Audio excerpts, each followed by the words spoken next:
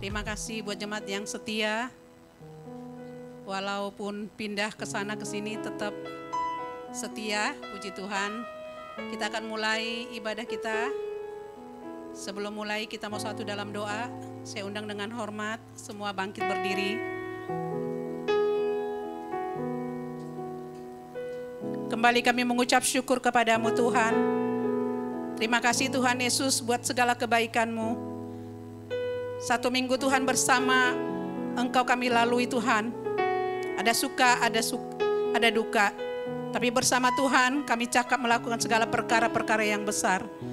Terima kasih Tuhan Yesus buat ibadah yang kedua ini Tuhan. Kalau Tuhan sudah mengurapi ibadah kami yang pertama. Dan kami percaya ibadah yang kedua ini Tuhan Engkau mengurapi lebih dan lebih lagi Tuhan Yesus. Urapi kami semua yang ambil bagian dalam pelayanan ini Tuhan. Baik itu dari Aser, singer, song leader, pemain musik, soundman, multimedia, Tuhan urapi dan memberkati. Ikat kami dengan tali kasih-Mu, tarik kami dengan tali kesetiaan-Mu, sehingga pelayanan kami hari ini hanya untuk menyenangkan hati Tuhan. Kuduskan ruangan ini, terlebih lagi ruangan hati kami Tuhan. Supaya setiap pujian dan penyembahan yang kami naikkan, itu boleh menjadi dupa yang berbau harum di hadapan Tuhan. Berkati setiap jemaat-Mu yang sudah hadir. Bahkan yang masih dalam perjalanan Tuhan Engkau tibakan mereka di tempat ini dengan tidak kurang suatu apapun. Berkati juga Gembala Sidang kami Pastor Paulus Supit. Beserta istri, anak, menantu, bahkan cucu-cucunya Tuhan Engkau berkati. Bahkan pelayanannya di Bali Tuhan Engkau memberkati dan mengurapi lebih dan lebih lagi Tuhan Yesus. Berkati hamba-Mu yang akan menyampaikan isi hati-Mu. Pastor Pengki Yandu Tuhan Yesus. Biar setiap benih firman yang ditabur itu menjadi rema bagi setiap kami yang mendengar. Roh Kudus mampukan kami untuk menjadi melakukan kebenaran firman-Mu Tuhan. Supaya di dalam kehidupan kami Tuhan, banyak jiwa yang dimenangkan untuk hormat dan kemuliaan nama-Mu. Terima kasih Bapa, terima kasih Tuhan Yesus. Kami mau serahkan ibadah ini dari awal pertengahan, hingga selesainya hanya di dalam nama Tuhan Yesus Kristus. Kami berdoa dan mengucap syukur, haleluya. Amin. Amin. Berikan tepuk tangan sorak-sorai buat Tuhan kita saudara. Karena sampai hari ini Tuhan memelihara kita semua, amin. Bapak Ibu silakan duduk kembali dalam hadirat Tuhan. Kita mau menyembah Tuhan, memuji dan membesarkan namanya. Mari arahkan hatimu kepada Yesus Tuhan kita.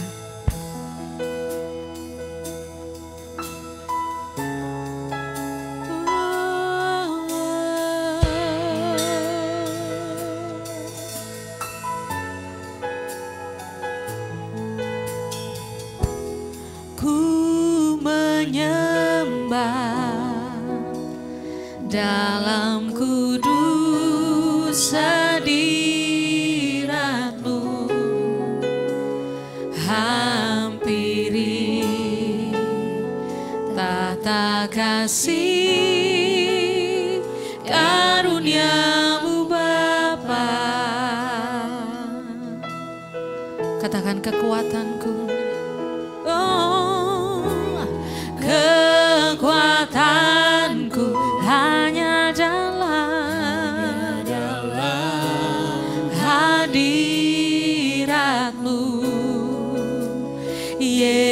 Yesusku, hanya Kaulah segalanya.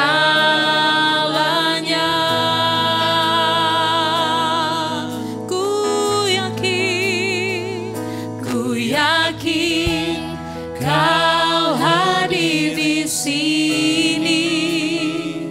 Ku rasakan kuasa yang tak terbatas. Ku yakin Kau nyata di sini. Kemenangan terjadi di sini. Lebih lagi kami mau menyembah Engkau Tuhan.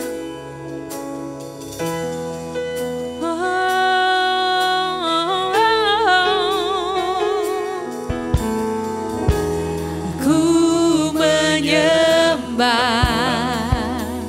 dalam kudus hadirat-Mu.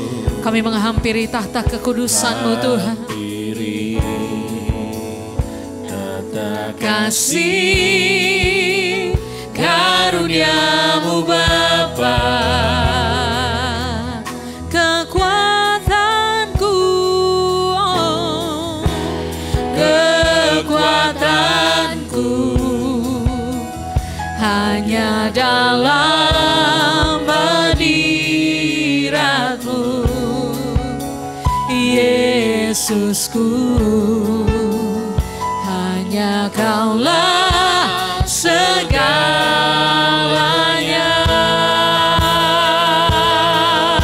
Mari yang percaya angkat suaramu katakan, Ku yakin Kau hadir di sini. Ku rasakan kuasa yang tak terbatas. Ku yakin Kau nyata di sini. Kemenangan terjadi. Ku yakin Tuhan Kau hadir di sini. Ku rasakan kuasa yang tak terbatas. Ku yakin Kau nyata di sini. Kemenangan terjadi di sini.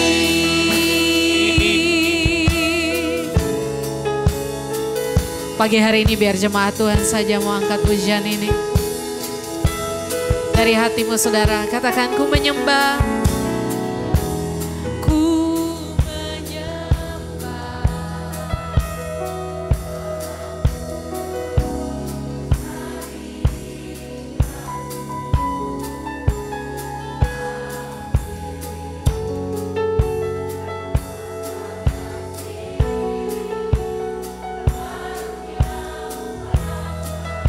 Engkau sumber kekuatan kami Tuhan. Lebih lagi angkat suaramu katakan kekuatanku.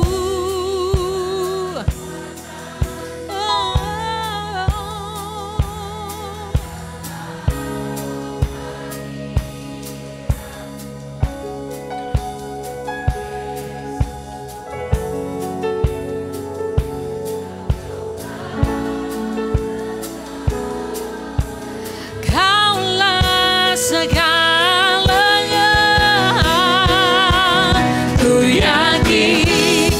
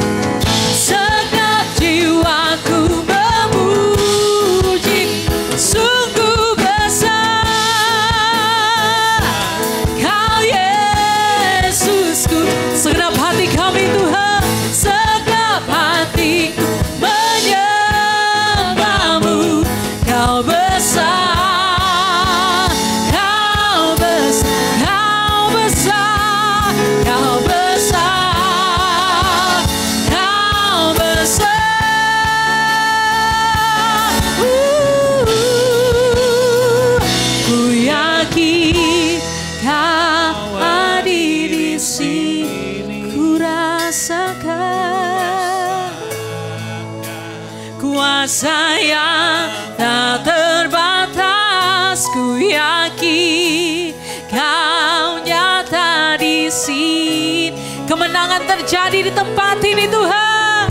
Oh, ku yakin Kau hadir di sini. Ku rasakan kuasa yang tak terbatas. Yakin Kau nyata di sini. Kemenangan terjadi di sini. Oh, ku yakin Kau hadir di sini. Ku rasakan kuasa yang tak terbatas. Ku yakin Kau nyata di sini. Kemenangan terjadi. Katakan kesembuhan. Kesembuhan terjadi. Katakan kelepasan. Kelepasan terjadi di sini. Oh, ada kemenangan terjadi di sini. Tuhan, haleluya. Mari lebih lagi angkat suaramu, puji Dia, sembah namanya.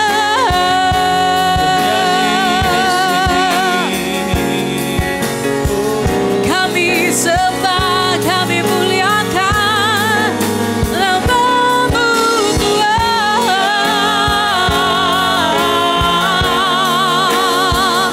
Yesus, Kau layak.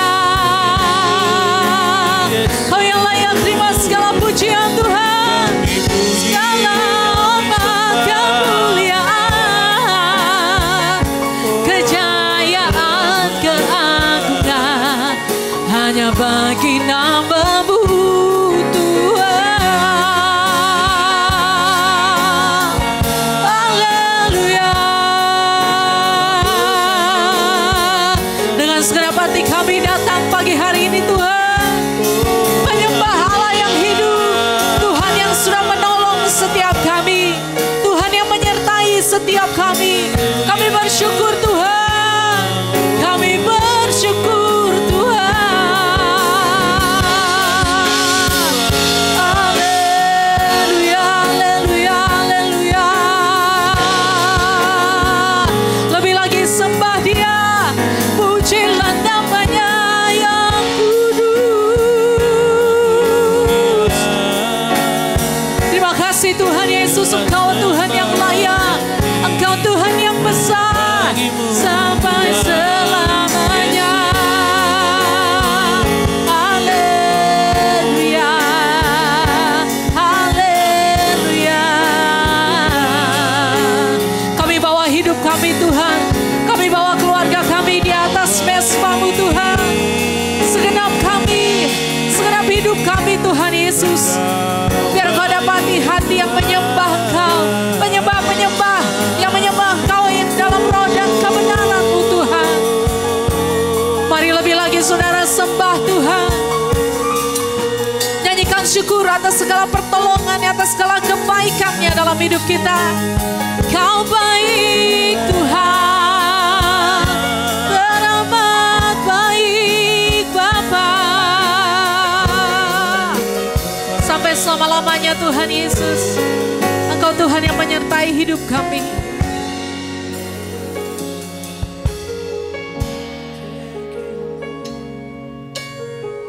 Barang siapa mau bermegah, hendaklah ia bermegah di dalam Tuhan.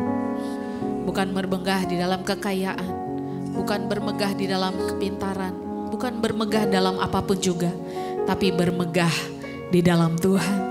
Itu yang mau kami lakukan dari hari lepas hari hidup kami Tuhan.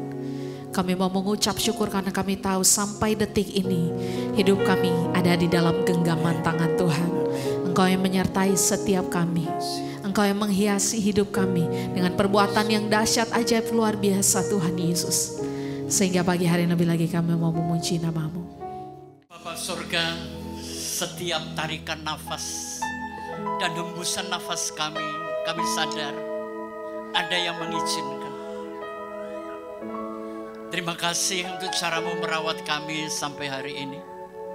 Dan jika sebentar kami ingin mendengarkan salam sabda-Mu, Tuhan memberkatinya. Kesaksian yang ada, Meliana Tuhan juga memberkati. Semua doa ini kami minta di dalam nama Bapa, Putra dan Roh Kudus, di dalam nama Tuhan Yesus Kristus. Amin. Silakan duduk. Selamat hari Minggu, selamat beribadah. Hari ini saya baru ketemu dengan yang namanya Meliana. Dia orang Surabaya. Rumahnya sama-sama di Citra, tapi saya Citra Harmoni. Situ nggak tahu Citra apa Meliana? Ya.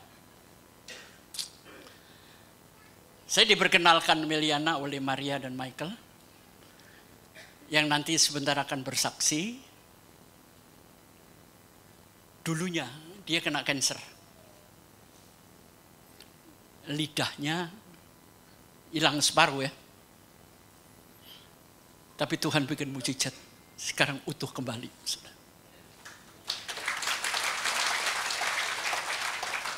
Dan dia ingin membentuk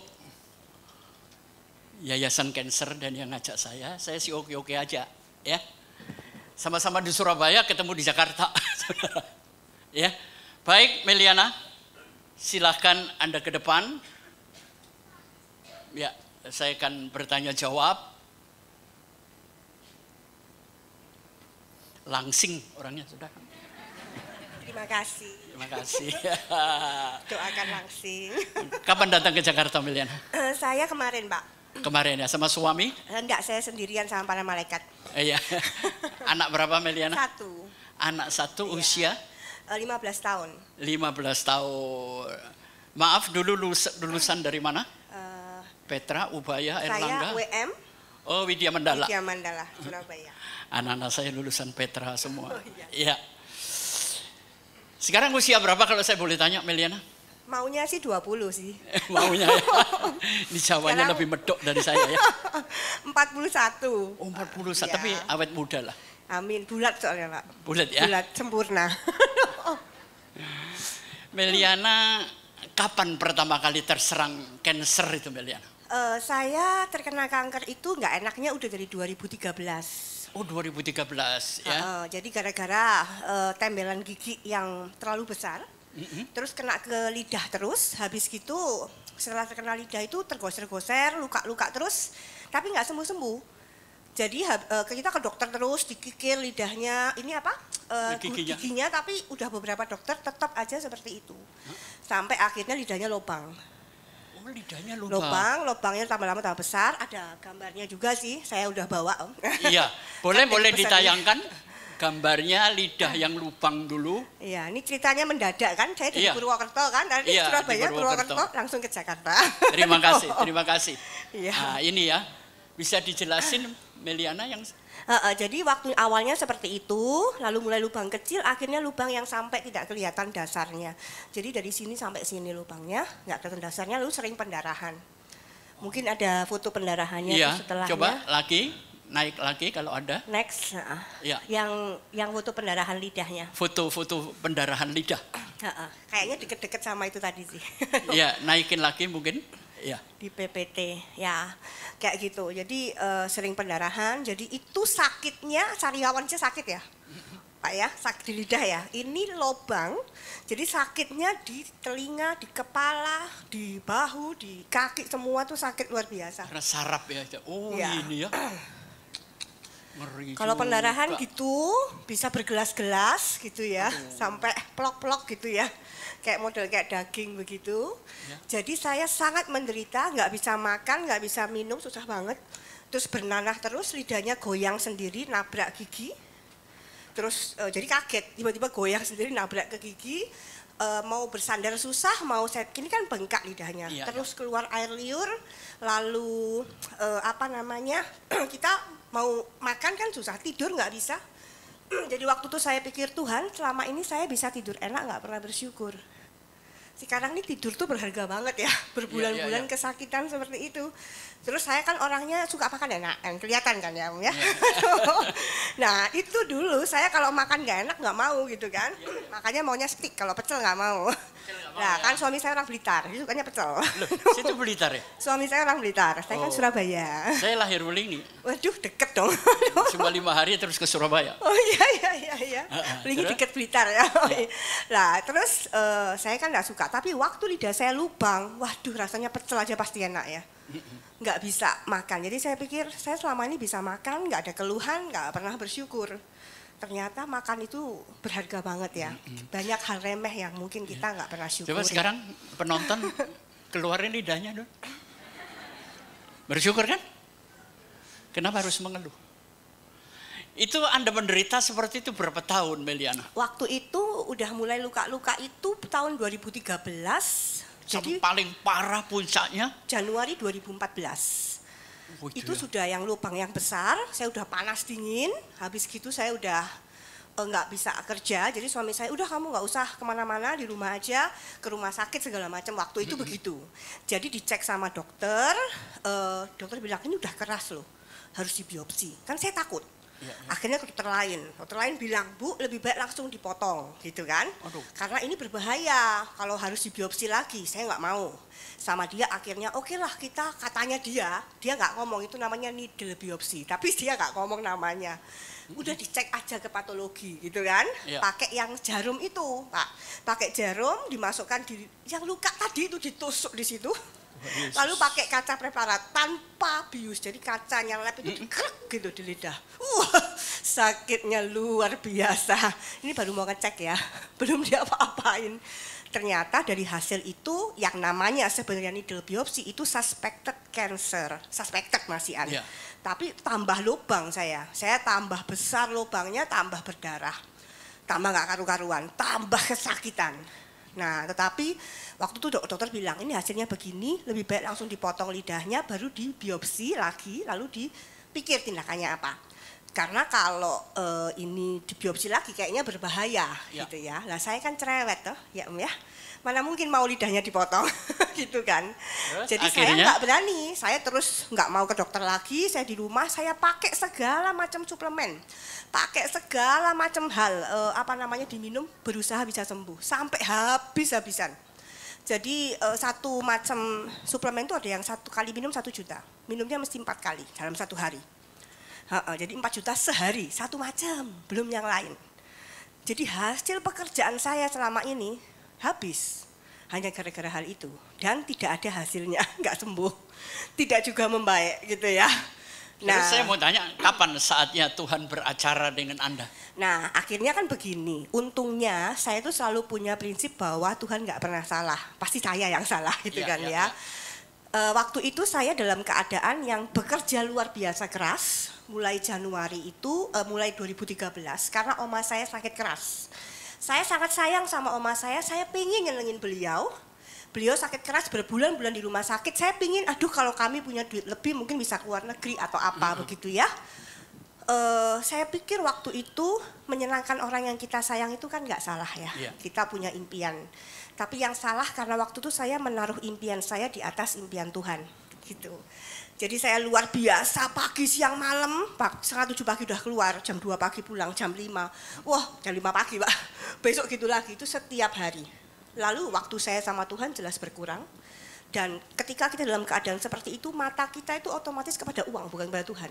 Ya, jadi itu nggak nggak sadar. Lingkungan kita juga hedonisme, lingkungan yang mementingkan prestasi, Ya, mementingkan uang. Manusia itu lebih takut miskin daripada takut Tuhan. Iya, soalnya miskinnya kelihatan, tuannya nggak kelihatan. Iya. Gitu ya. Jadi waktu itu saya bekerja keras luar biasa, yang saya pikir itu nggak ada salahnya. Saya ini melayani Tuhan dari kecil. Saya pikir saya sudah cinta Tuhan, saya pikir loh ya, saya pikir. Tapi ternyata ketika saya sakit itu, mulai saya tuh waktu lobang itu pun masih mikirin kerjaan. Saking sudah terikatnya ya, masih mikirin target waktu itu. Sampai suatu kali karena saya kesakitan bosan pagi siang malam, nggak sengaja lihat khotbah, lalu saya mulai berpikir, cobalah saya lihat khotbah-khotbah, saya coba buka YouTube. Waktu itu kan belum zamannya wifi Pak. Jadi masih pakai kuota gitu kan. Saya mulai dengar, saya pengen tahu Tuhan tuh maunya apa sih gitu. Dalam hidup saya disuruh apa ini gitu. Saya mulai dengar. Lah awalnya saya tuh maksa Tuhan nyembuhin saya pakai Tuhan, engkau tuh bersabda aja kan bisa sembuh toh. Kan nggak perlu saya lidah dipotong, diradiasi, di kemo kan nggak perlu, waktunya begitu. Tapi Tuhan nggak jawab ya, Tuhan nggak jawab. Akhirnya saya tetap ya udahlah, saya coba cari Tuhan. Saya dengar firman Tuhan.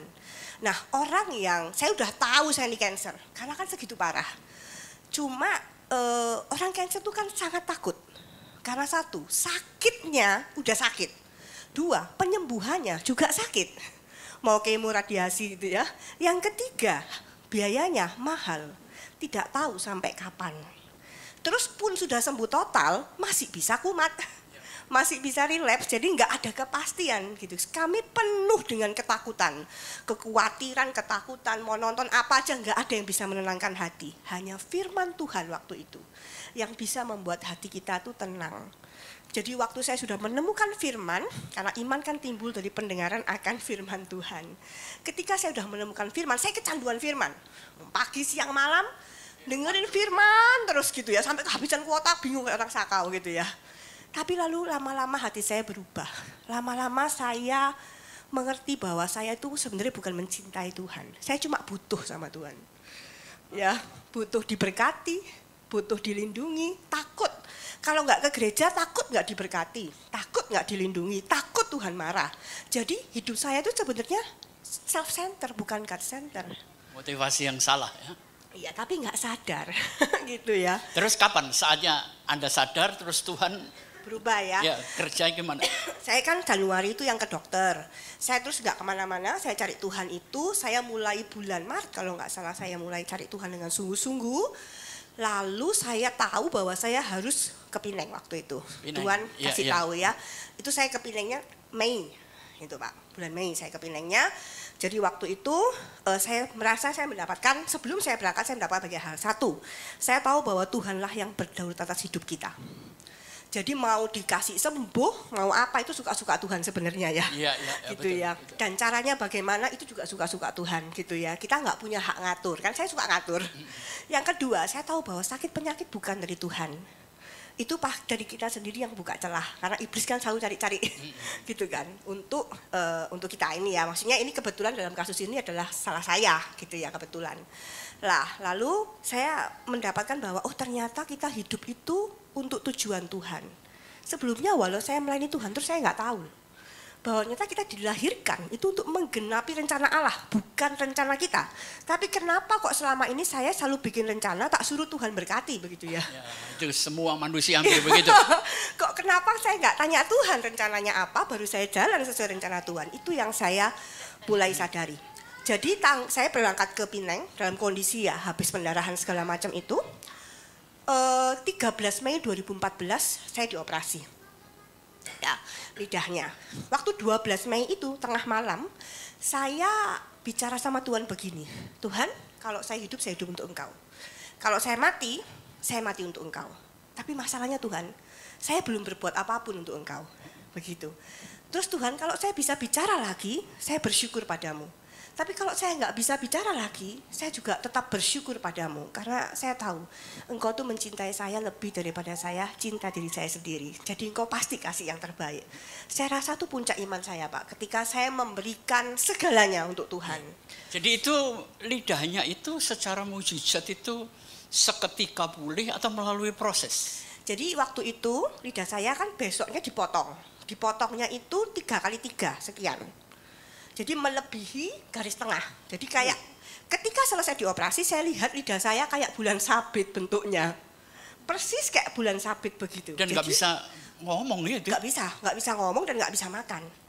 Dan dokter besoknya waktu periksa saya, dia bilang, saya mohon maaf ya, saya motongnya banyak. Soalnya itu kansermu lebih besar daripada yang saya pikir. Jadi kemungkinan kamu nggak akan bisa bicara.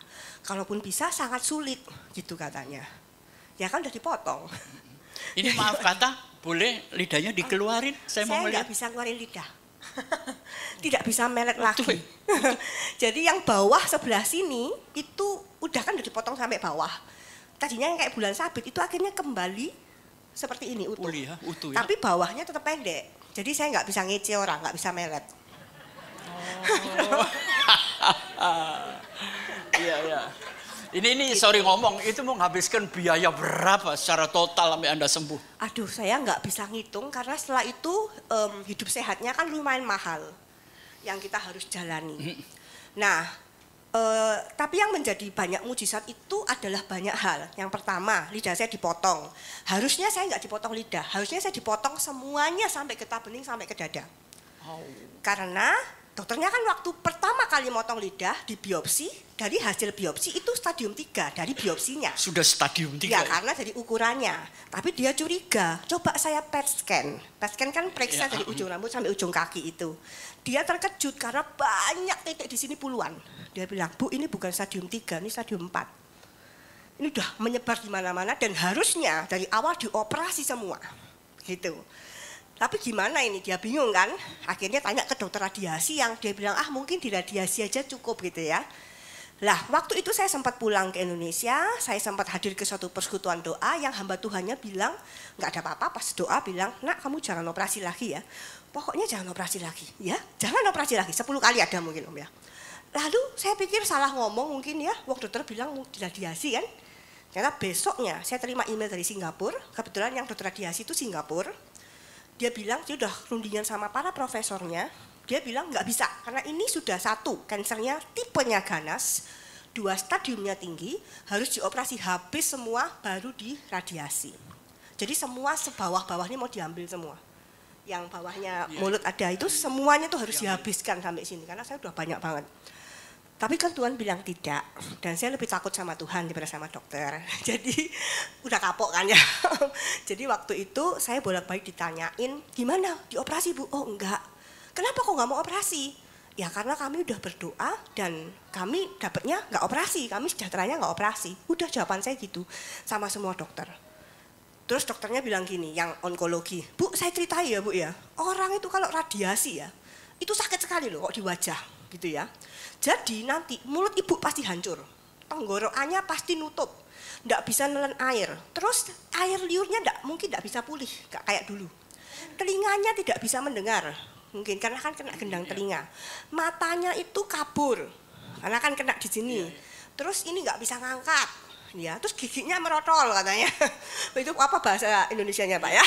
Giginya rapuh-rapuh gitu ya, sampai putus-putus semua. Memang ada fotonya orang-orang di sini. Terus nanti agak lupaan kan di sini ya, sama rambutnya rontok macam-macam ya. Itu kalau ibu dioperasi. Kalau ibu tidak dioperasi akan jauh lebih parah daripada itu. Karena kami akan menaikkan dosisnya 2 kali lipat. Gitu. Jadi gimana Bu, mau operasi? Enggak Dok, gitu sih.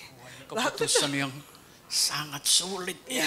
Waktu itu gimana ya, saya sih takut ya Tuhan, tapi gimana lagi waktu itu saya gitu. Saya berusaha, saya kan orangnya tidak taat sebelumnya. Tapi waktu itu saya berusaha mau belajar taat.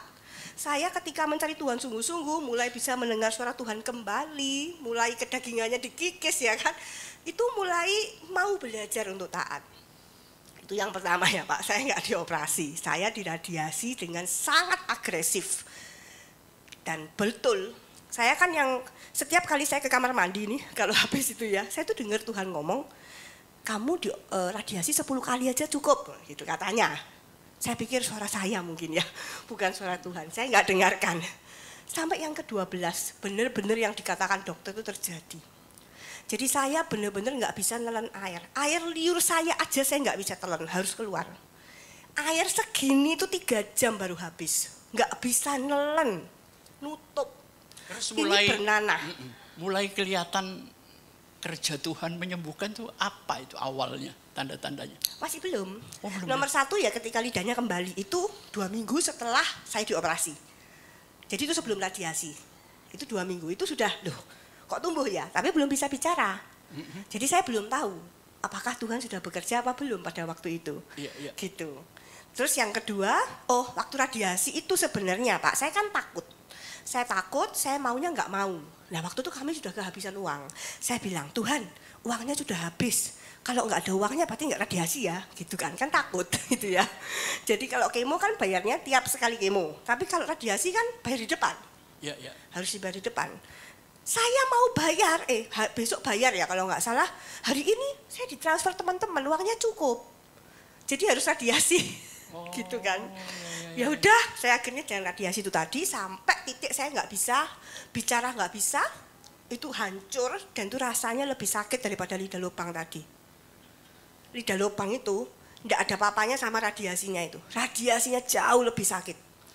Jadi ini mulut nanah semua, berdarah, keluar terus juga airnya, terus nggak bisa buka. Kalau lidah mulutnya buka itu lidahnya langsung kejang, terus ketatap di gigi-giginya, jadi sakit banget. Ini dalamnya kayak orang di itu loh ya, di stempel, di stempel sama api itu ya. Semuanya melepuh di dalam begitu, tidak bisa menelan sama sekali. Jadi nggak bisa makan, nggak bisa minum, tidak bisa tidur karena kalau tidur tersedak air liurnya sendiri. Ya sangat susah gitu. Dan saya sekali lagi mikir, Tuhan selama ini saya minum gampang, nggak pernah bersyukur. Ini saya mau nelen aja nggak bisa gitu loh waktu itu. Dan saat itu saya putus asa, saya pikir, aduh ini harus bagaimana ya Tuhan ya. Jadi waktu yang ke-12 kali saya radiasi, saya duduk di apartemen saya, waktu itu kan kita ada sewa apartemen begitu di luar rumah sakit. Saya tanya Tuhan saya harus bagaimana, waktu itu begitu, saya harus bagaimana. Tuhan tiba-tiba tunjukkan, waktu itu saya kan SMA-nya Sinlui, Pak, Surabaya. Sinlui itu kan terkenal paduan suaranya bagus. Ya. Waktu itu adalah tahun 96, waktu saya masuk Sinlui, adalah pertama kalinya Sinlui lomba nasional ke Bandung. Dan waktu itu kita naik kereta, Tuhan tunjukkan kereta itu. Terus saya pikir, Tuhan saya bisa nggak ya ini ketemu mereka lagi, saya bisa nggak ya nyanyi sama mereka lagi. Itu yang saya pikirkan pada waktu itu, karena ingat teman-teman, saya buka Facebook, saya mulai tulis bahwa saya sakit, saya butuh didoakan. Saya sebenarnya nggak pernah medsosan Pak, tapi karena itu saya tulis. Nggak sampai 1 jam, itu banyak sekali kan, oh iya kami doakan gitu ya, waktu itu belum zaman Instagram, kami doakan gini, kenal nggak kenal.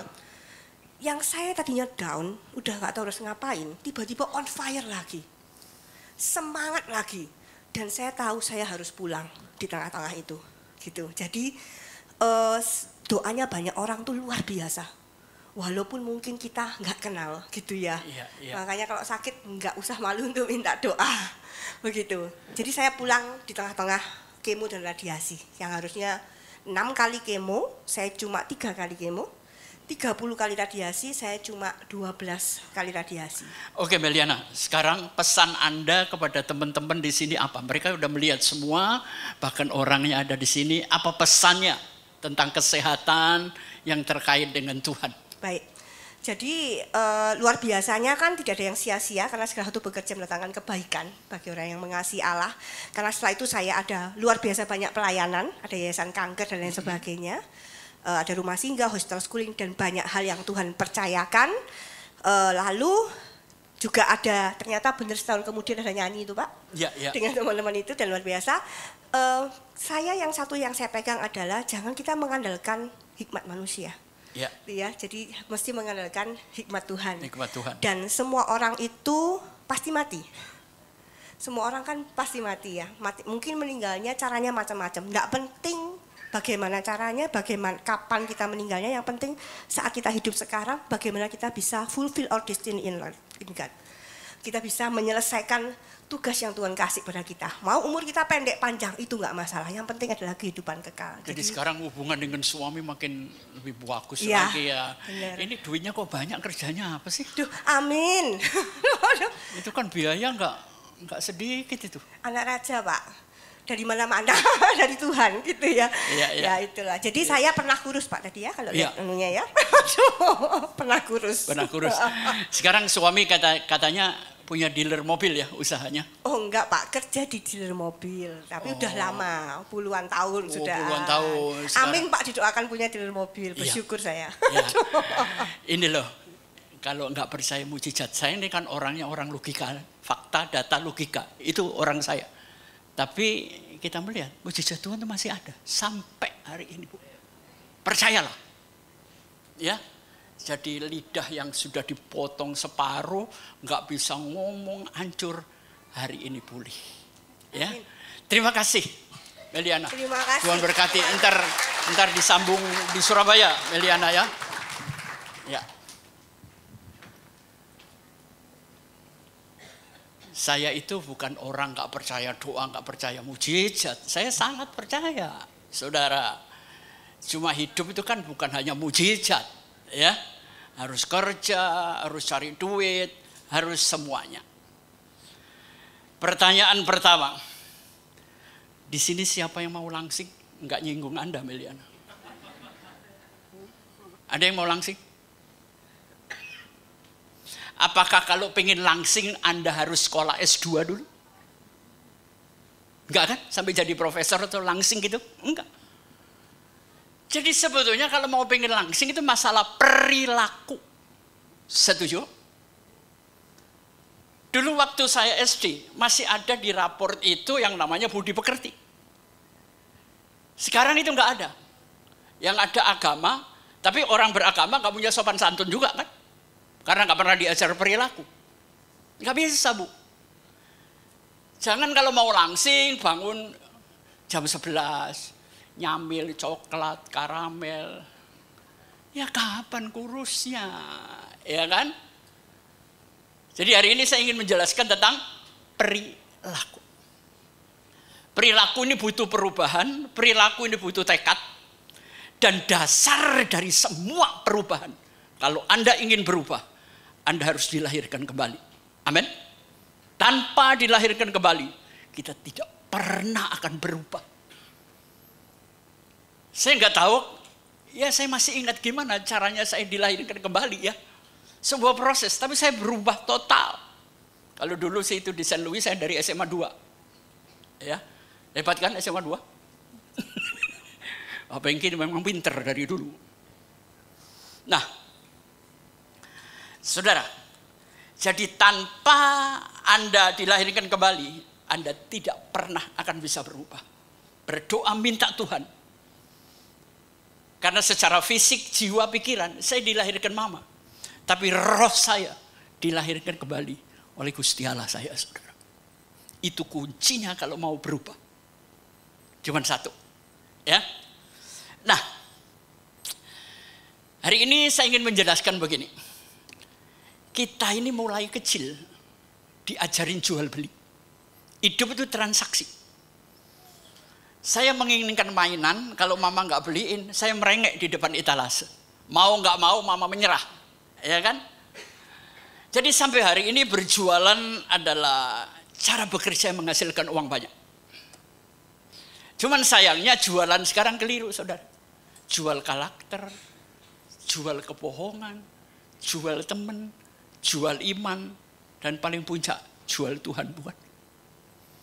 Nah, hari ini saya berpikir bagaimana menerjemahkan firman itu menjadi wujud sekuler yang bisa diterapin.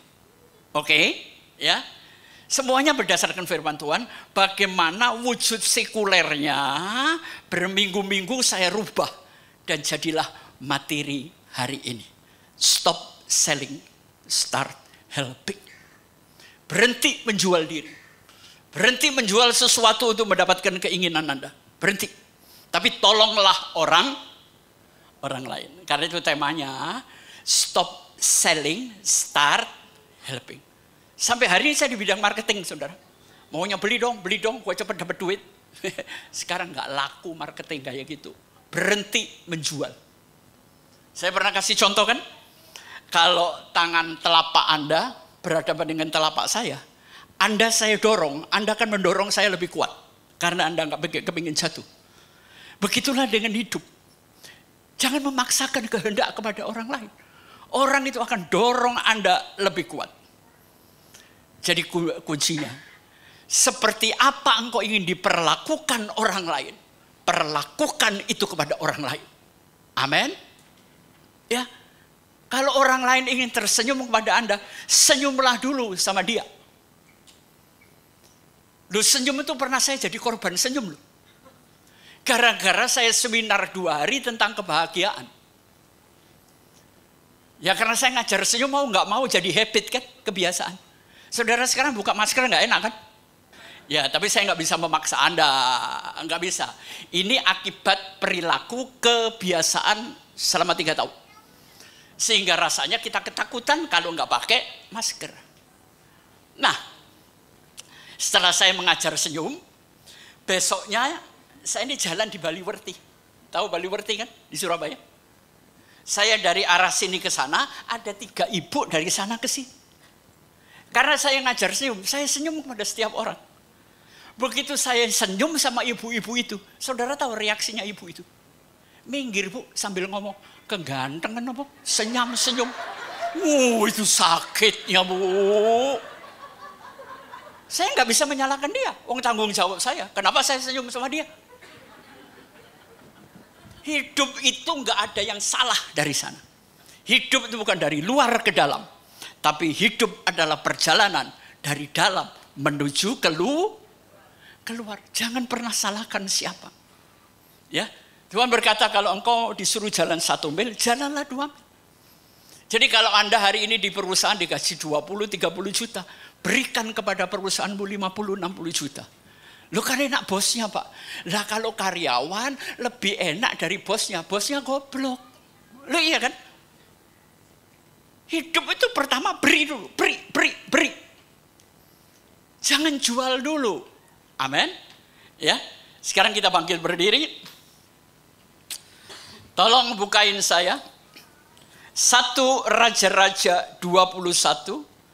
Ayat 1-3 dan lanjut 17-19. Sesudah itu terjadilah hal yang berikut.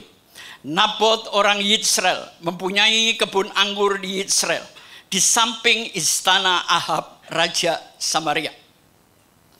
Berkatalah Ahab kepada Nabot, berikanlah kepadaku kebun anggurmu itu, supaya ku jadikan kebun sayur. Sebab letaknya dekat rumahku. Aku akan memberikan kepadamu kebun anggur yang lebih baik. Daripada itu sebagai gantinya, jikalau engkau lebih suka, aku akan membayar harganya kepadamu dengan uang. Jawab Nabot kepada Ahab, kiranya Tuhan menghindarkan aku daripada memberikan milik pusaka nenek moyangku kepadamu. Ayat 17-19. Tetapi datanglah firman Tuhan kepada Elia orang Tisbe itu, bunyinya, bangunlah, pergilah kepada Ahab, Raja Israel yang di Samaria. Ia telah pergi ke kebun anggur Nabot untuk mengambil kebun itu menjadi miliknya. Katakan kepadanya begini, beginilah firman Tuhan, engkau telah membunuh serta merampas juga. Katakanlah kepadanya, beginilah firman Tuhan, di tempat anjing telah menjilat darah Nabot, di situ jugalah anjing akan menjilat darahmu. Amin. Silakan duduk. Dan sebelumnya kita baca 1 ayat sebagai penutup. Matius 7 ayat 12. Kita baca rame-rame ya. Matius 7 ayat 12. 2, 3. Segala sesuatu yang kamu kehendaki supaya orang perbuat kepadamu, perbuatlah demikian juga kepada mereka. Itulah isi seluruh hukum Taurat dan kitab para nabi-nabi. Semua agama di dunia punya satu golden rule yang sama, ya ini. Jadi jangan menuntut orang lain, tuntutlah dirimu sendiri, berikan kepada orang lain, maka tabur tuai akan terjadi. Setuju? Saudara, orang itu sekarang bukan berpikir kebutuhan, tapi keinginan. Jadi bahasa saya, kebutuhan orang sekarang adalah keinginan. Sudah, itu aja. Ingin kaya, ingin hebat, ingin cantik, ingin macam-macam. Ya, berhenti. Tuhan Yesus berkata, berikanlah kami makanan secukupnya. Terus cukup standarnya berapa?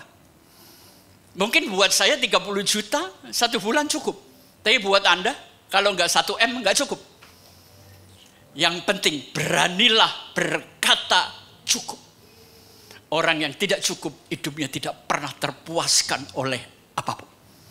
Baik, saya akan mulai. 10 menit cukup saya khotbah. Baru nanti kita lihat terjemahan secara sekuler. Ya, saudara, ada satu daerah di Israel namanya Yisrael. Yisrael ini punya pimpinan seorang raja namanya Ahab. Ahab ini punya istri yang namanya Isabel. Saudara, hati-hati ya. Kalau hidupmu hari ini mulus, sesuatu tidak terduga bisa terjadi tanpa engkau pernah memikirkannya. Satu hari Nabot ini jalan-jalan di tembok istana. Waktu nengok dia melihat kebun anggur 1/2 hektar, kecil kan? Cuman masalahnya saya berpikir mana yang duluan dibangun? Nabot punya kebun dulu, baru raja membangun istana, atau raja bangun istana dulu, baru dia beli tanah di sebelahnya. Tapi ini nggak ada jawaban. Perhatikan, Nabot itu punya tetangga, Raja Ahab punya tetangga kebun anggur sudah lama, Bu. Selama itu tidak pernah terpikirkan.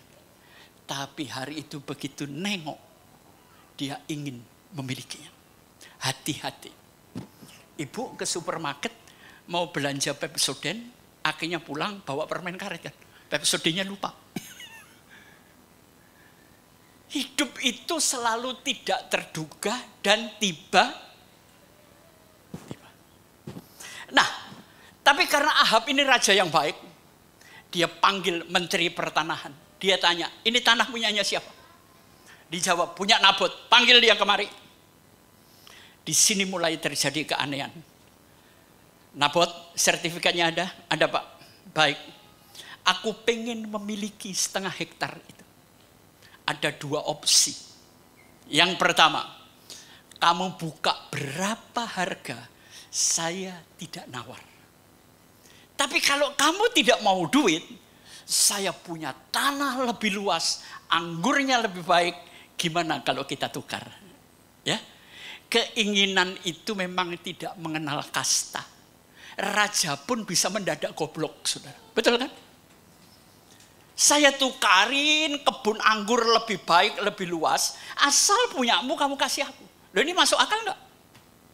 Saudara mau kasih duit saya 1 juta, saya kasih 100.000?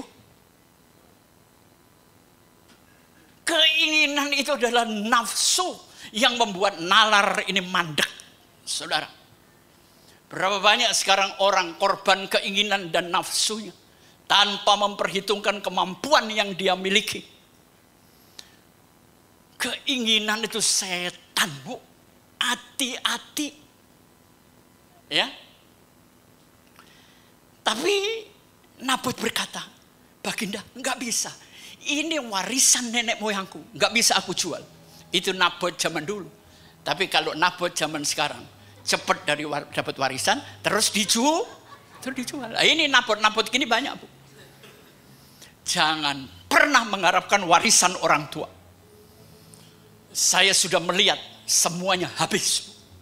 Bekerja dengan keringatmu, fight di dalam hidup ini. Amin. Jangan jadi pengemis rohani. Sudah, karena Ahab ini raja yang baik, karena keinginannya nggak diturutin, nangis kan?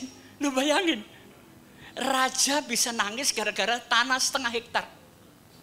Padahal sekarang banyak raja-raja kecil bikin rakyat nangis hanya karena 1/2 hektar. Sama, Bu. Tahu-tahu istrinya datang, Bu. Dia telungkup di kamar. Memang keinginan membuat laki-laki jadi apa ya? Nggak wajar, saudara. Isabel ini baru pulang dari PI gitulah. Bawa tuentengan banyak.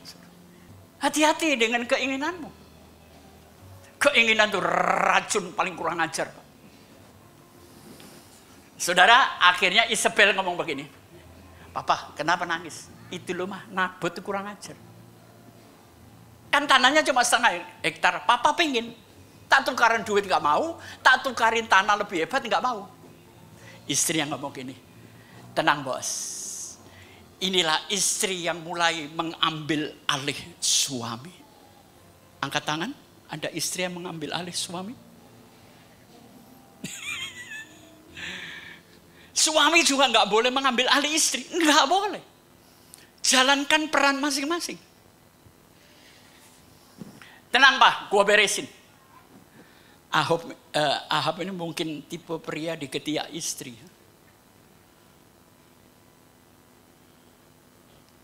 Dia ambil surat kerajaan, dia tulis fitnah, dia kasih stempel kerajaan. Singkat cerita, Nabot dibunuh. Mati kan? Nabot rela mati asal tidak menjual imannya. Saudara, Nabot ujungnya mati. Tapi seperti kata Meliana, Tuhan tidak pernah tidur. Gusti Allah mboten nate sare Pak Pengki. Dia tidak pernah tidur. Dia Tuhan yang hidup. Dia panggil nabinya, sini, datang kepada Ahab, katakan sama dia, di mana anjing menjilat darah, anjing akan menjilat darahnya Ahab. Inilah hukum tabur tuai. Seperti apa engkau ingin diperlakukan orang lain, perlakukan orang lain terlebih dulu. Lu gampang kan? Gampang Bu. Anda ingin disayang suami? Sayangi suamimu. Lu kasih sayang sudah saya berikan, dia nggak ngerti Pak. Ya terus kasih aja sampai habis Bu. Nah kalau sampai mati dia nggak ngerti, ya apes, ngapain Anda kawin sama dia? Saudara tahu pendeta Adi Manuhutu? Dari band The Tankers dulu. Setiap pulang, istrinya digebukin kursi sampai kursinya hancur. Hancur tuh kursi. Tapi istrinya tetap berdoa. Dan kita melihat Adi Manuhutu jadi hamba Tuhan. Amin. Doain. Kalau doa nggak mempan, kutukin sekalian. Oh jangan. Lu namanya orang emosi, perilaku kan datang dari emosi. Ya kan? Duh, saya pun keceplosan Bu. Satu hari di CL berapa tahun yang lalu. Ini gerimis Bu. Saya lagi nyari taksi. Kegerimisan cukup deras. Pengurusnya CL, orangnya sih sudah meninggal. Naik kijang. Dia cuma buka jendela. Shalom Pak Pengki. Enggak selamat tuh. Mati tengah jalan kamu. Lu itu saya keluar Bu. Lo sudah tahu saya baru, ayo Pak Pengki kegerimisan ikut saya.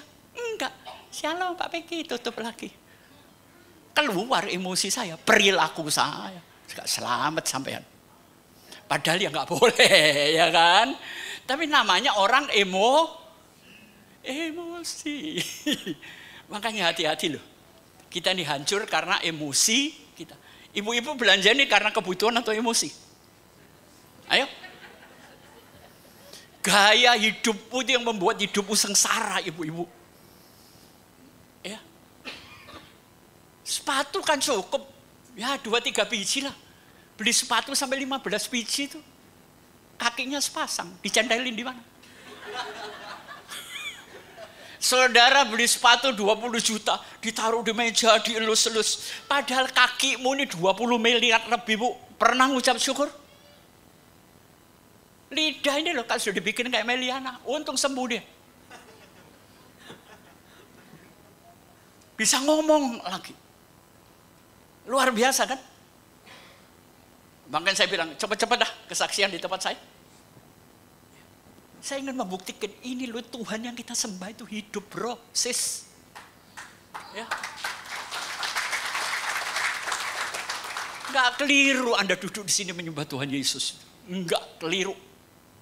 Ya, tapi dia melalui proses, enggak langsung nyambung, darahnya hilang, terus makan rendang itu enggak. proses sakit lama. Nah manusia itu nggak berani berproses. Dia cuma ingin hasil. Hasil itu harus melewati proses. Suami istri itu juga berproses. Menikah itu bukan untuk mencari orang yang cocok. Tapi lewat pernikahan kita belajar untuk saling cocok. Saya sama istri saya 53 tahun. Pak Pengki menikah 53 tahun cocok. Sampai dia mati banyak nggak cocoknya, Bu. Tapi ya sudah, saling melengkapi kok. Ya, ayo kita belajar. Cari istri itu nggak usah cantik-cantik. Tua juga jelek, Bu. Istri cantik itu modalnya gede. Amin. Cuma kalau jelek, gua nggak bisa tidur tiap malam. Nah, pilih mana? Yang penting ya, pokoknya diajak jalan, gua kagak malu, baik-baik aja. Amin. Sudah Mas, nggak usah terlalu cantik, sakit sampai nanti. Ya. Jadi di sini saya ingin membuktikan hidup itu memberi dulu, baru menerima. Oke, saya nggak akan lama. Silakan multimedia. Mungkin kalau ada musiknya boleh. Stop selling, start helping. Berhenti menjual. Saya kalau jualan, kenalan dulu, saya ajak makan dulu. Ya, nggak langsung jualan, Bu. Kadang-kadang setahun saya bayar makan dia dulu. Baru saya ngomong produk saya. Dengan cara begitu, kalau saya jual, itu 20 kali lipat dari harga makan setahun itu. Jangan kepingin dicintai, cintai dulu. Amin. Udah punya pacar atau istri, Mas? Belum? Maunya istri yang gimana nanti? Wah, gombal itu. Klasik. Sama saya jangan jawab yang rohani-rohani. Jangan. Saya ingin nginjak bumi. Amin. Saya banyak nanya cewek. Yang penting takut Tuhan. Alah. Di gereja terus gak punya gawe. Mau lu? Ya bener, semua orang bertuhan. Semua orang beragama tapi belum tentu bertuhan. Semua orang bertuhan, belum tentu beriman. Ya. Saudara ke gereja terus gak punya duit, murtad, percayalah. Bener Mas ya? Setuju gak? Ayo, gak usah gedek-gedek, ntar kejadian loh. Saya orang realistis, saudara. Tapi saya orang beriman. Amin. Ya. Yang kedua, gimana caranya Pak Pengki? Stop selling. Ini loh, manusia ya, naikin. Manusia sekarang maunya 3 ini. Cepat, lebih baik, dan lebih murah. Bener gak? Makanya saya dulu kalau diajak belanja istri saya paling gak mau. Ke TP, lantai 6. Ada sepatu, minta 1,2 juta. Dia tawar 1 juta. Gak dikasih, turun ke lantai 4. Di lantai 4, barang sama, merek sama. Ditawar, dia buka harga 1 juta. Ditawar lagi 800, Bu. Saya masih, ya udahlah. Gak jadi, turun lagi ke lantai 2. Di situ sepatu sama, semuanya sama. Dia buka harga 800. Ditawar 600. Loh saya ngedan ini loh sopo. Kenapa wanita suka menawar? Untuk kepuasan diri. Orang dagang butuh makan, ibu-ibu. Amin. Iya, orang kaya itu kalau belanja nggak usah nawar. Iya kan? Ya jangan ketawa, bertobat, weh. Nyiksa orang terus. Ya. Ini memang perlu dalam dunia kehidupan. Lebih cepat, lebih baik, dan lebih murah. Pasti laku. Kita naik lagi. Klik. Saudara, orang menjual itu cuma bertukar nilai. Yesus mati supaya kita diselamatkan. Semua adalah hidup itu pertukaran. Saudara mau membeli barang saya ngelihat emas ini pegangan tangan, mau dong. Tapi perlu ditiru. Anda menikah berapa tahun, Mas? 5 tahun. Oh, masih kenceng. Ntar 50 tahun kendor semua, termasuk cinta dan perhatian. Saya harap 50 tahun nanti tetap gitu, Mas ya. Jangan 5 tahun dipegang opo aja. Jangan, ya. Jadi laki-laki menikahi perempuan, perempuan mau dinikahin karena menukar nilai. Hidup ini nggak lepas dari selling, jual beli. Setuju? Anda mau menikah kalau ini bukan selera Anda? Nggak mau kan? Jujur, kita ini jual beli, Bu. Walaupun terselubung atas nama cinta. Oh, jual belilah, gombal itu. Tapi oke, pertama kita jual beli. Tapi setelah jual beli, Anda harus berpindah kuadran. Suami istri mulai saling melayani. Amin. Serving. Dan yang lebih dalam lagi, suami istri saling memberikan solusi. Saya mau tanya sama para pria, enak mana? Punya istri kerja kantoran atau di rumah saja? Sampai yang seneng mana, Mas? Di rumah saja atau istri kerja? Miskin. Sudah eksploitasi belum nikah, kurang ajar juga nih masnya ini. Enggak, sekarang gini. Di Jakarta kalau baru menikah dua-duanya harus kerja. Oke, saya setuju. Tapi kalau nanti Anda sudah diberkati, istri di rumah, rawat anak-anak atau usaha di rumah, oke? Dulu perempuan cari laki untuk numpang ekonomi. Sekarang terlalu banyak laki-laki cari perempuan gantian numpang urip. Bener gak, Bu? Iya kan? Jangan jadi laki gitu. Kalau laki di sini ada model gitu itu sunat sampai habis, saudara. Amin. Kita laki itu harus membiayai keluarga, oke? Saudara mau, walaupun sembahyang terus suami Anda nganggur, mangan apa leh? Jago. Oke, naik lagi. Nah, ini kalau Anda di dunia marketing ya. Pertama, penjual itu harus dengan ketulusan. Dengan tulus hati ingin menolong Anda. Yang kedua, bacalah kebutuhan dan perasaan orang lain. Bukan ngotot dengan produk knowledge-mu. Maksa orang beli. Enggak. Orang enggak beli karena memang enggak butuh. Orang enggak beli karena kurang duitnya. Sekarang ini Anda enggak usah ngotot dengan produk knowledge. Banyak orang membeli barang saya. Sebelum saya menjual, dia tanya teman-temannya dulu. Oh, barang itu Ciami, beli saudara. Makanya punya reputasi yang baik. Amin. Jadi pendeta juga gitu. Datang aja ke khotbahnya Pak Pengki. Ya kan, hidup itu adalah pilihan, saudara. Yang ketiga apa? Listening. Dengarkan keluhan orang lain.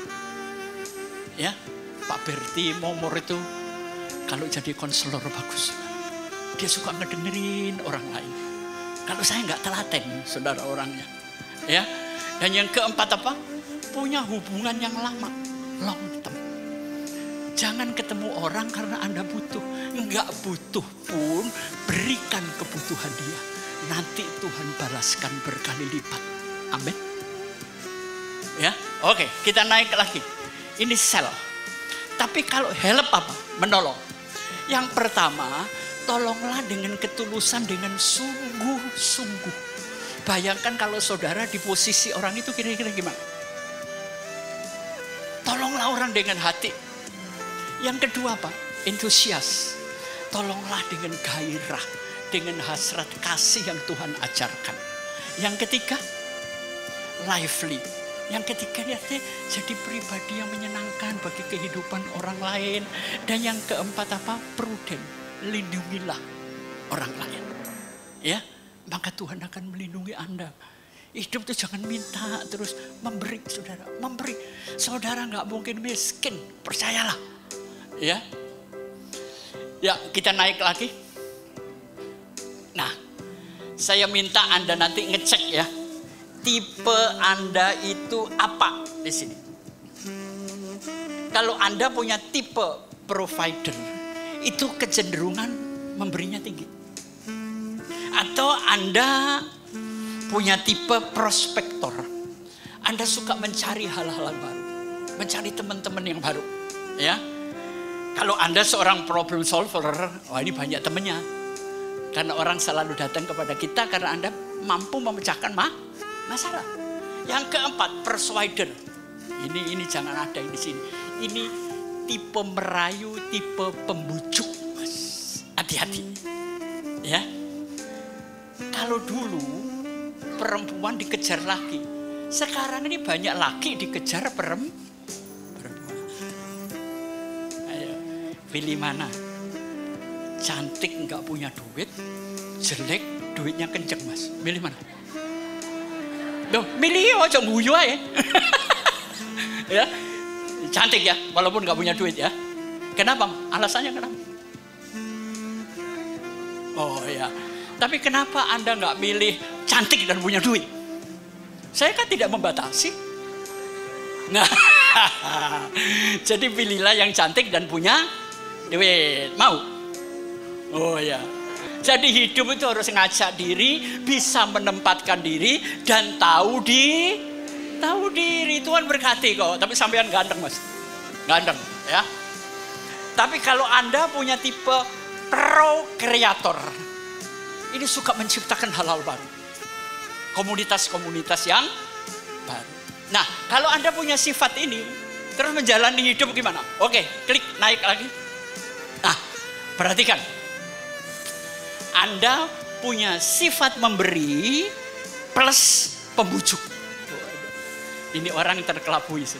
Suka ngasih, tapi di balik ngasih itu ada motivasi. Ya, kayaknya di sini kita semua gitu kan. Ini cocoknya jadi apa? Cocoknya Anda pinter memberitahu kekuatan produknya. Yang Anda jual apa? Anda bisa menyombongkan diri, saya ini begini begitu. Nah, orang ini cocok di bidang marketing. Ya. Memberi plus membujuk. Yang kedua, klik. Tapi kalau Anda seorang prospektor, orang apalagi di gereja ya, kalau ada orang kaya, oh ini prospek. Enggak boleh. Kaya miskin itu sama di hadapan Tuhan. Amin. Orang miskin itu banyak kesulitan, orang kaya itu banyak kemudahan. Itu aja kok bedanya. Iya kan? Jadi di sini seorang prospektor itu cocoknya menservis. Ya. Karena apa? Dia mencari hal-hal baru, komunitas baru, ya. Klik lagi satu. Ya. Ini yang saya suka. Saya harap semua punya sifat problem solver. Memecahkan masalah orang lain. Saya di sini membantu kok memecahkan masalah Anda. Saya nggak mau Anda dengar firman Tuhan. Loh, ini ngeterapinya gimana Pak Ini? Saya tahu Tuhan itu baik. Tapi ngerasainya gimana? Saya tahu menabur itu menuai. Tapi gimana caranya? Lo kan gitu kan? Ya, makanya saya wujudkan dalam bentuk sekuler. Oke, kita naik lagi. Anda harus tahu posisi Anda itu apa. Pertama, hamba. Kedua, saya dan saudara adalah seorang murid. Dan yang ketiga, kita adalah duta besar dan utusan Tuhan. Jadi kadang-kadang saya berdiri sebagai hamba. Kadang-kadang saya berdiri sebagai seorang murid. Tapi kadang-kadang saya sadar, saya utusan Tuhan. Kita punya nilai yang luar biasa. Ya, makanya Meli diizinkan Tuhan. Bukan karena dia dosa, enggak Bu. Supaya hari ini kita diberkati. Bahwa Tuhan itu masih ada dan bisa bikin mujizat. Amin. Berapa tahun dia menunggu hal seperti ini? Bayangkan lidah tinggal seperempat. Bisa pulih Bu. Anda duit tinggal seperempat gak boleh pulih. tambah habis, miskin. Ya, oke, naik lagi. Ini posisi kita.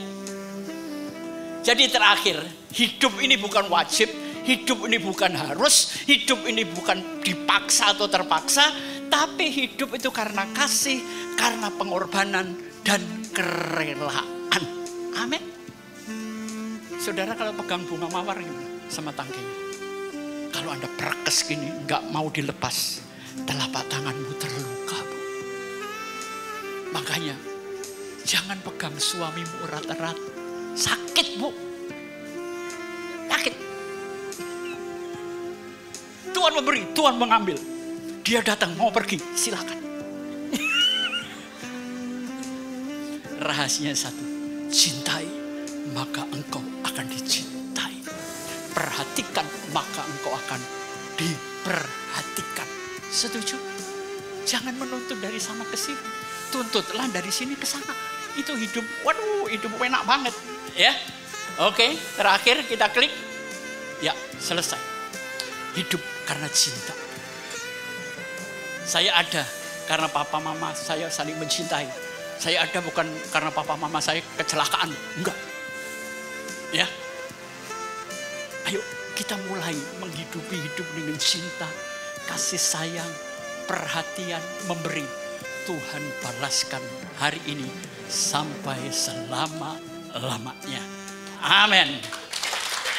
Ya. Mari kita bangkit berdiri. Bapa di surga, terima kasih untuk hikmat-Mu, pengertian-pengertian-Mu, supaya kami mampu mengeterapkan firman ini secara nyata. Berkati setiap jemaat yang ada. Berkati Meliana dengan masa depan, dengan yayasan kansernya, menjadi berkat banyak orang. Terima kasih Bapak, terima kasih untuk semuanya yang sakit engkau pulang sembuh. Yang kekurangan Tuhan sedang dalam memproses memberkatimu. Yang sudah diberkati, Tuhan yang memberi, Tuhan yang mengambil. Jangan lupa Sang Pencipta. Terima kasih Bapak, di dalam nama Bapa, Putra dan Roh Kudus, di dalam nama Tuhan Yesus Kristus. Amin. Saudara diberkati. Amin. Silakan duduk.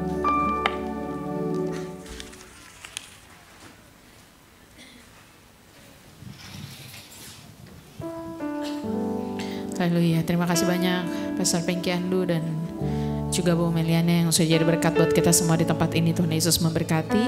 Dan saat ini kita mau berdoa buat persembahan bagi Bapak Ibu yang belum mendapatkan amplop. Boleh mengangkat tangan?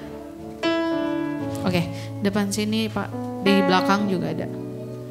Bu, tolong.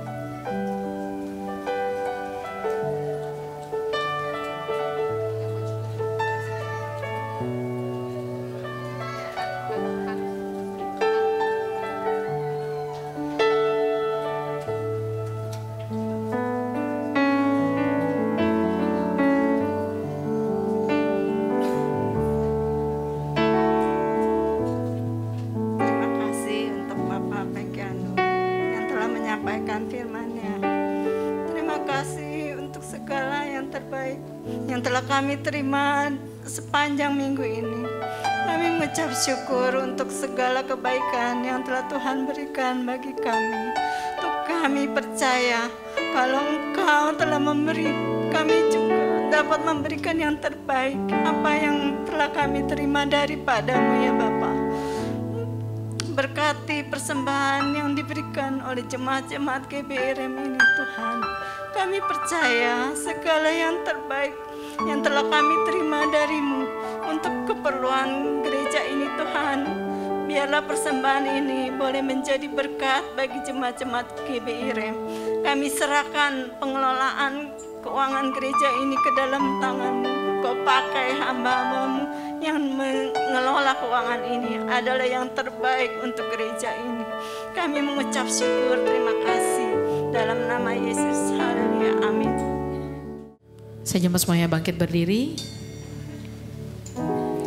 Ku nyanyi Hosana bagi Rajaku yang duduk di tahta. Aku muliakan dan ku agungkan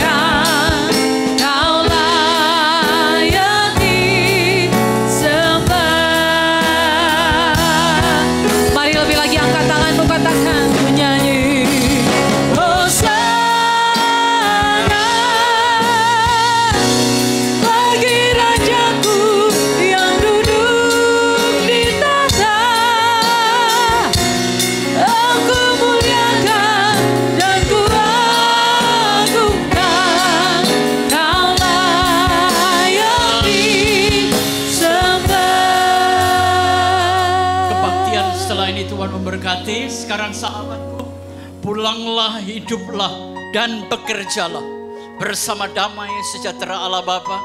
Kasih Tuhan Yesus menyertai dan kuasa Roh Kudus memimpin langkah kita.